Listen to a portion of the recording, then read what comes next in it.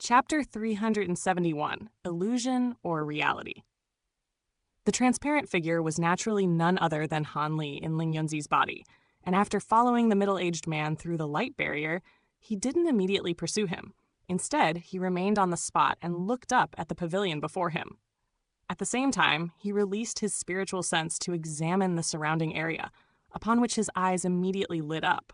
Meanwhile, the middle-aged man quickly made his way over to the entrance of the pavilion, and he was just about to enter the building when Han Li abruptly directed his gaze toward him. At the same time, a layer of translucent light appeared on Han Li's glabella, and a tiny translucent sword projection shot forth, covering a distance of thousands of feet in the blink of an eye before piercing straight into the middle-aged man's mind. The entire process lasted no more than a second, and it was extremely silent and discreet. All of a sudden, the middle-aged man stopped cold in his tracks, following which his eyes bulged, and he tipped forward without any warning before falling to the ground. "Administrator Wang, are you all right?" The gray-robed elderly man hurriedly approached the middle-aged man before lifting him up from the ground, only to discover that his breathing had ceased, and there was no longer any hint of vitality left in his body. After taking a moment to compose himself, the gray-robed man swept his gaze through the surrounding area while also releasing his spiritual sense to examine the entire area encompassed within the restriction. However, with his cultivation base, it was naturally impossible for him to see through Han Li's concealment technique, and after a brief moment of hesitation, he suddenly yelled, "Help!" A burst of commotion instantly rang out within the scripture library, and several cultivators emerged from the building. Upon spotting the gray-robed elderly man and the lifeless middle-aged man, they immediately had a rough idea of what had happened, and everyone erupted into a blind panic. Han Li paid no heed to these people as he drifted calmly through them before entering the scripture library and releasing his spiritual sense once again. The scripture library was split up into 3 floors, with the bottom 2 floors containing some miscellaneous books, including things like travel journals and illustrated handbooks. None of these things were particularly valuable, so the bottom 2 floors were unguarded, and there were no restrictions set up there either. As for the 3rd floor, it contained some cultivation arts, and the entire level was enshrouded within an intricate restriction. Han Li naturally had no interest in those cultivation arts, and he began reading through the scriptures on the 1st and 2nd floors. At this point, everyone in the scripture library had already rushed outside, so Han Li didn't have to worry about being noticed. He had intentionally chosen to kill the middle-aged man at the entrance of the scripture library to draw everyone outside, and he quickly read through one scripture after another, learning a great deal about the Bramblewood continent in the process. But this information wasn't very useful to him. He turned to the left to find that fewer than a quarter of the Time Dao runes on the Mantra Treasured Axis projection remained lit. He didn't know what was going to happen once all of the Time Dao runes were snuffed out, but he had a rough idea of what was going to transpire. However, he had no time to worry about things like this, and he quickly withdrew his gaze before continuing in his reading. A short while later, he suddenly stopped what he was doing, then cast his gaze toward a book that was slightly yellow with age. This was a travel journal written by a cultivator who enjoyed exploring the continent, and an image on one of the book's pages had caught Han Li's attention. The image depicted a bald and browless golden figure with a pair of long golden feelers on its head, as well as some golden hooked spikes on its body, presenting a fearsome sight to behold. This was quite similar to a gold-devouring beetle monarch. After the illustration came a passage of text. Today I traveled to the Golden Flame Mountain Range and encountered an almighty battle that shook the heavens and laid waste to the earth. I presume this was a battle between immortals, but thankfully I was able to get away in time to avoid a terrible fate. This creature was one of the 2 immortals in the battle, but I wasn't able to identify it. Han Li's eyes lit up slightly upon seeing this. This clearly wasn't the same gold-devouring beetle monarch as the one that he had before, so perhaps it was another one. Up to this point, He still hadn't managed to recover his gold-devouring beetle monarch, and he had invested a great deal of effort into trying to recover it, but hadn't been able to gather any useful leads thus far. After committing this snippet of information to memory, Hanli didn't delay any further as he continued to read through the book. But there was no further information about the gold-devouring beetle monarch.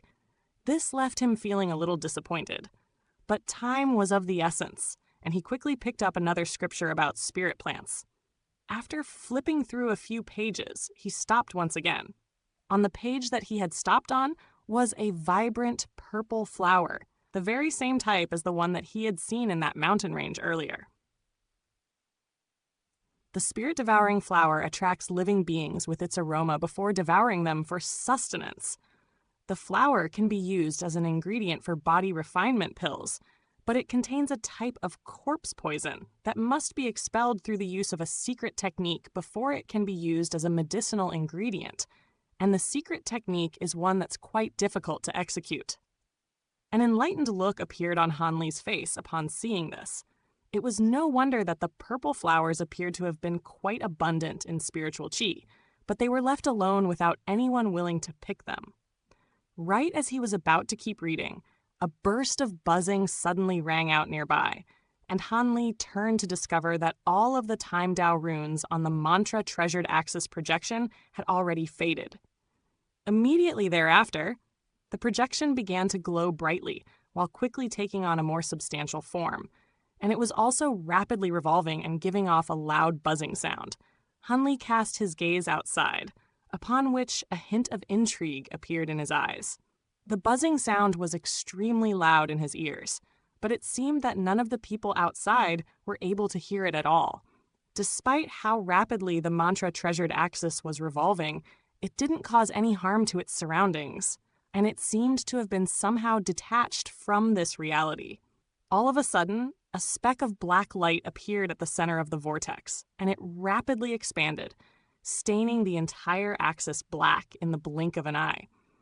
As the mantra treasured axis continued to revolve, a black vortex that was very similar in appearance to the green vortex on the wall of light emerged, and all of this had taken place in an instant. Before Hanli had a chance to react, a burst of enormous suction force erupted out of the vortex, latching onto his soul and sucking it out of Ling Yunzi's body. All the while, he was completely powerless to resist. The final thing that he saw was a glimpse of Ling Yunzi's body, which abruptly shuddered before disintegrating to countless specks of light that dissipated into nothingness. Immediately thereafter, Hanli felt his vision go black, and his consciousness began to fade. After an indeterminate period of time, he gradually awakened and opened his eyes. Once again, he was greeted by the sight of the wall of light, and the black vortex on its surface flashed a few times before vanishing into thin air. The wall of light itself also quickly disintegrated, and everything returned to normal. Looking at the familiar cave abode around him, a mixture of elation and disappointment flashed through Hanli's eyes. He was very glad to be back, but at the same time, he felt rather disappointed that he hadn't been able to reap any substantial benefits from this phenomenon generated by the heaven-controlling vial. He immediately closed his eyes and quickly thought back over the entirety of the strange out-of-body experience that had just transpired, trying to find something useful from it. But ultimately, his efforts proved to be futile. He heaved a faint sigh, then made a hand seal, and his mantra treasured axis appeared behind him amid a flash of golden light. As expected, the 360 Time Dao runes on the surface of the axis had all been snuffed out, just like last time. That wall of light had been conjured up. The golden time law thread was wound around the mantra treasured axis, but it had also become very dim. Hanli made a beckoning motion with one hand, stowing the time law thread into his own body, and right at this moment, a loud thunderclap rang out in front of him, following which Taoist Qi emerged amid a flurry of golden lightning. Congratulations on finally mastering the laws of time, fellow Taoist Han, Taoist Xie congratulated. Even with the assistance of a second-tier Tao pill, I was still very fortunate to have been able to master the laws of time. As one of the 3 paramount laws, the laws of time are truly profound. By the way, you saw everything that happened here just now. Right? Han Li asked. What are you referring to? Taoist Shi asked in a puzzled voice. All I saw is that you seem to have spaced out for a moment after conjuring up that wall of light. Is there something wrong? Han Li faltered slightly upon hearing this, but instead of offering an explanation, he remained silent as a contemplative look appeared on his face. Judging from Taoist Shi's answer, the 360 seconds that his soul had spent in the Golden Origin Immortal region seemed to have only been the equivalent of an instant in the real world. In that case, did this so-called Golden Origin Immortal region truly exist? And was there actually such a sect as the Iron Beast sect? On top of that, were Ling Yunzi and Li Wanju real people, or were they just figments of his imagination? If all of that had been just an illusion, then why was it that it felt so incredibly real? Han Li's brows became slightly furrowed, and he was unable to make sense of what had just transpired. A long while later, he shook his head with a wry smile. What had just happened had been extremely peculiar, and he couldn't wrap his head around it at the moment, so he would just have to think about it at a later date.